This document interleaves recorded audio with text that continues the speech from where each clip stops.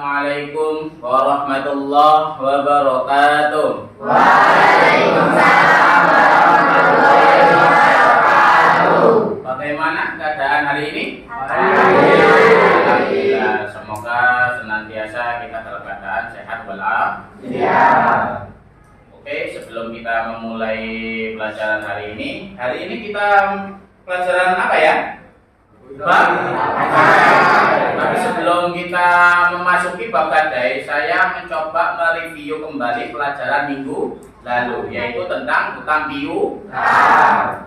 Hutang piutang pada dasarnya hukumnya adalah diperbolehkan, dan ada ketentuan tersendiri dalam hutang piutang. Contoh ketentuan tersebut adalah hutang piutang sangat dianjurkan untuk ditulis supaya apa? Tidak melupakan.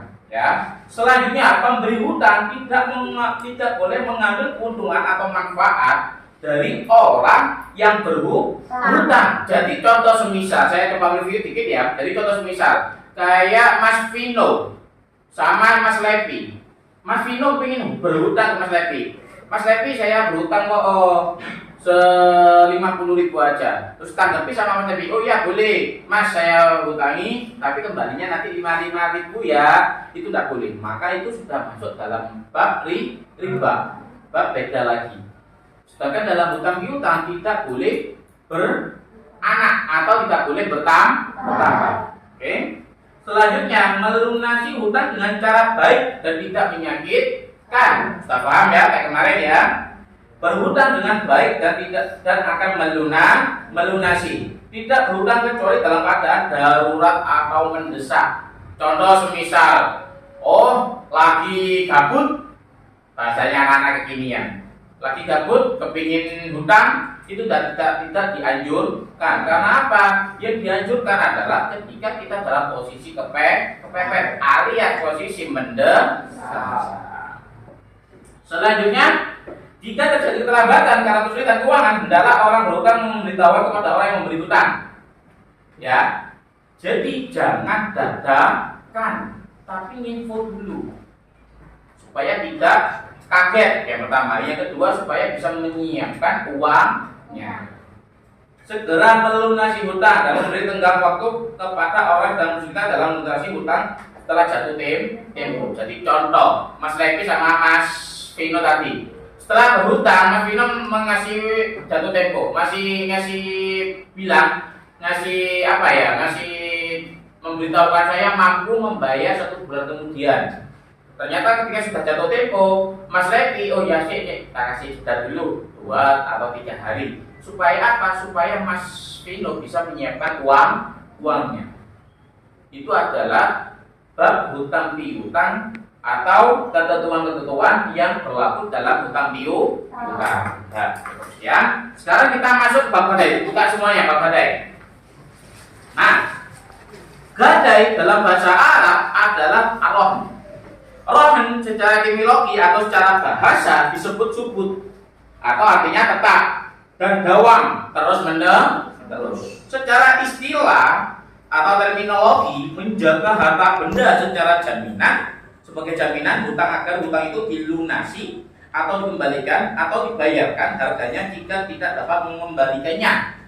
Berarti pada intinya hutang sama barangnya itu memiliki nilai ekonomi yang hampir sepadan. Tidak boleh di bawahnya, harus di atasnya.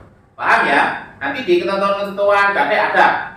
Oke. Selanjutnya, dasar hukum gadai, yaitu bismillahirrahmanirrahim, an Aisyah radhiyallahu anha anna Nabiy sallallahu alaihi wasallam istara ta'aman bil yahudi ila ajali rahanahu dir'an min hadid. Ya, yaitu Aisyah radhiyallahu anha berkata, Rasulullah sallallahu alaihi wasallam pernah membeli makanan dari orang Yahudi dengan tempo atau kredit, dan beliau menggadaikan kepadanya baju besi. Dari hadis ini aja kita bisa mempelajari bukan hanya bab gadai aja. Karena kita ini P5, kita bisa mengambil hikmah yang lain. Contoh, hikmah ini berarti kita bisa kayak Islam rahmatan lil alamin. Berarti Rasulullah sendiri pun loh dalam hal muamalah kepada semua orang, bukan hanya kepada umat muslim. Berarti pada intinya kita, contoh seumpamanya Mas Vino ketika sudah lulus, dia menjadi pengusaha, mau membeli sebuah produk atau mesin. Mas Vino usaha kerupuk seumpamanya, mau beli mesin di orang Cina, maka hukumnya gimana? Boleh, karena apa? Itu termasuk dalam bab muamalah. Paham ya? Dari hadis ini ya. Dan itu juga hadis bisa menjelaskan tentang gadai, bahwasanya apa? Kita bisa pinjam ke orang lain, kita bisa gadai kepada orang lain, walaupun orang lain itu yang notabene-nya bukan orang Islam sendiri. Paham? Oke. Selanjutnya, rukun dan syarat gadai. Nah ini perhatikan semuanya ya, jangan sampai ada yang ngantuk. Oke, yang pertama, rukun gadai ada 4. Ya, ada 4. Yang pertama, 2 orang yang melakukan akad gadai atau al-qidan. Siapa itu? Orang yang akan menggadaikan dan orang pemberi gadai. Paham? Yang kedua, orang yang barang yang digadaikan atau dianggunkan barangnya. Barangnya. Selanjutnya, hutang atau uangnya. Ya, paham ya? Yang selanjutnya 4, sigot ijab kabul atau sebuah perkataan yang menandakan bahwasanya terjadi sebuah gadai. Itu penting. Itu penting. Pak, bagaimana kalau gak terpenuhi? Bagaimana? Itu nanti. Syarat-syarat gadai. Yang pertama, syarat kedua belah pihak. Nah, ini syarat ini masuk di 2 orang tersebut, pemberi gadai dan yang akan menggadaikan. Betul? Nah, 2 orang ini memiliki syarat yang harus dipenuhi. Apa itu? Yang pertama, balik. Tahu balik? Balik adalah ketika kita sudah mengalami keluar mani untuk yang laki, untuk perempuan menstruasi. Selanjutnya, berakal. Orang gila tidak boleh melakukan gadai. Bagaimana Pak kalau dia melakukan gadai? Maka gadai tersebut dianggap batal dan ijab kabul itu tidak sah. Paham? Selanjutnya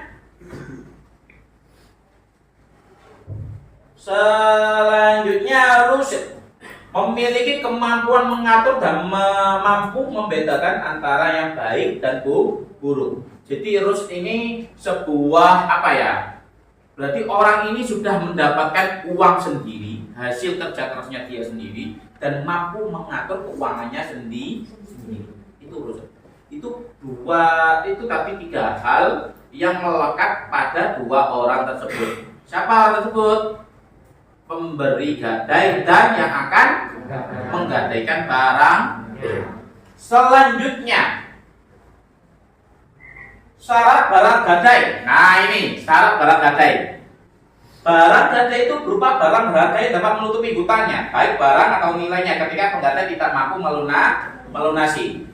Itu yang pertama. Yang kedua, barang gadai tersebut adalah milik orang yang menggadaikan atau diizinkannya baginya menjadikan sebagai jaminan gadai. Yang ketiga, barang gadai tersebut harus diketahui ukuran, jenis, dan sifatnya, karena gadai adalah transaksi atas harta sehingga hal ini diisyaratkan. Berarti bukan hanya harta benda saja. Saya beri contoh ya, Pak, bagaimana menggadaikan bekal makanan ini? Boleh apa tidak? Kenapa bisa tidak?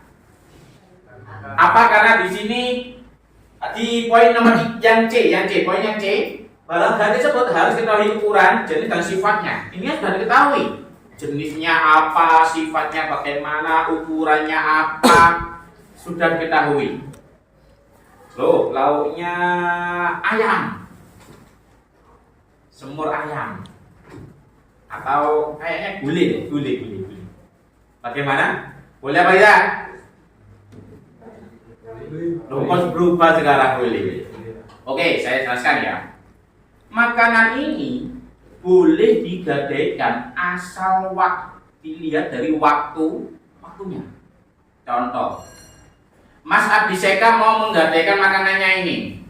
Ya, Mas saya mau menggadaikan ini, coba praktekkan Mas. Praktekkan ke saya langsung. Berdiri sini. Dari sini. Wah. Ada apa Mas Abiseka? Apa ini Mas? Makanan, bekal. Oke. Mau jadikan berapa Mas? 30.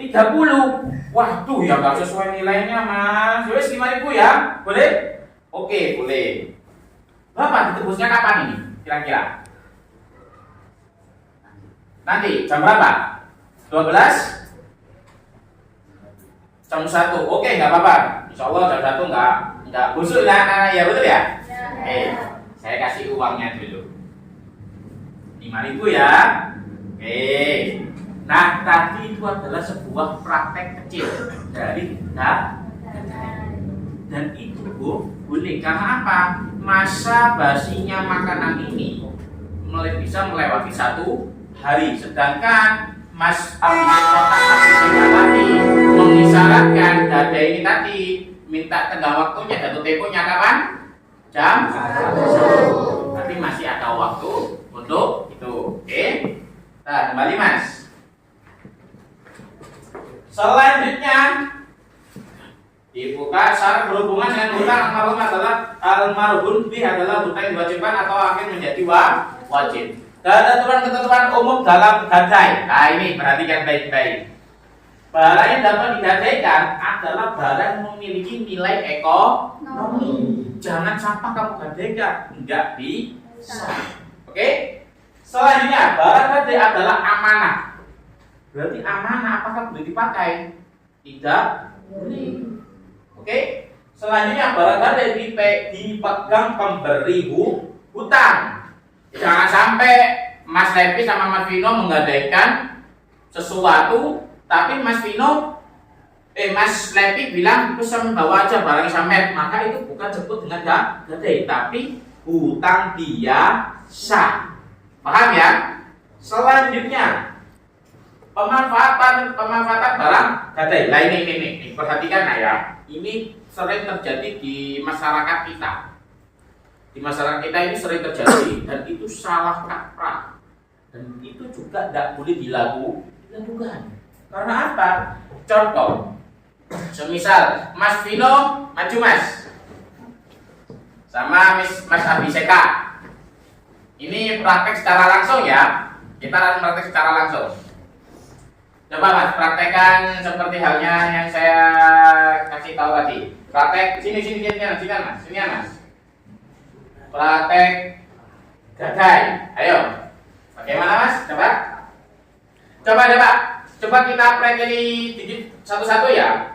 Hukum Mas Vino sebagai yang akan menggadaikan, Mas Abiseka sebagai pemberi gadai. Ya, paham ya? Atau pemberi hutangnya. Dari tampilan luarnya dari dua belah pihak ini, apakah mereka balik? Balik. Ya. Apakah mereka berakal? Secara tampilan berakal karena rapi, wangi, jelas ya. Kalau gila nggak mungkin ada diskon. Selanjutnya poin paling penting yaitu rusuk, memiliki kemampuan mengatur keuangan dan mencari rezekinya sendiri. Mampu nggak? Mampu. Berarti 3 poin tadi sudah masuk. Coba Mas, pegang Mas.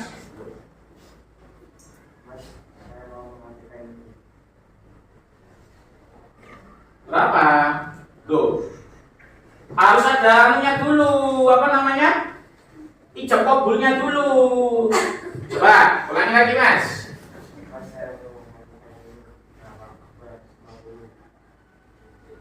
Nah, apakah itu bisa sah? Apakah itu sah tadi? Secara hukum ada? Tidak. Karena apa? Belum terjadinya jatuh tempo. Ya, apa tadi dua belah pihak atau Mas Vinonya atau Mas Abiseka memberi syarat kapan dikembalikan, kapan hutangnya dikembalikan, uangnya dikembalikan, ada? Tidak. Sedangkan di logonya, bukan logo, maaf, di syarat barang gadainya harus ada jatuh tempo. Coba ulangi lagi Mas, kembalikan uang sama HP-nya. Dari awal, ulangi dari awal, ayo. Saya mau memberikan 20, saya terus bulan kemudian. Oke, apakah sah? Tidak, karena dari Mas Abiseka tidak mengucapkan ijab kabul. Di sini disyaratkan harus mengucapkan ijab kabul. Coba diulangi lagi. Ayo, betul baru sampai betul-betul sempurna. Karena ini akan kalian lalui, akan kalian alami ketika sudah dewasa ataupun di kampung, di masyarakat. Ketika kalian sudah bermasyarakatan, melihat kenyataan seperti itu yang salah, maka kalian harus memberitahu yang benar. Coba ulangi lagi. Mas, saya mau memberikan ini 250, 2 bulan kemudian. Oke. Nah, apakah sah ini? Sah, karena dua belah pihak terjadi ijab kabul dan memberi tenggang waktu atau jatuh tempo. Oke. Sekian, bisa kembali. Terima kasih banyak. Jadi coba saya review sebentar ya. Jadi tadi, apakah tadi Mas Abiseka boleh menggunakan HP tersebut? Tidak boleh. Sesuai dengan Baksul Masail atau Muktamar Nahdlatul Ulama kedua di Surabaya pada tanggal 29 Oktober tahun 1927 Masehi menyatakan bahwasanya barang yang digadaikan tidak boleh digunakan kecuali, ini perhatikan, kecuali apabila ketika melakukan ijab kabul tadi Mas Abiseka menyatakan ini, timbang HP ini rusak, saya manfaatkan ya.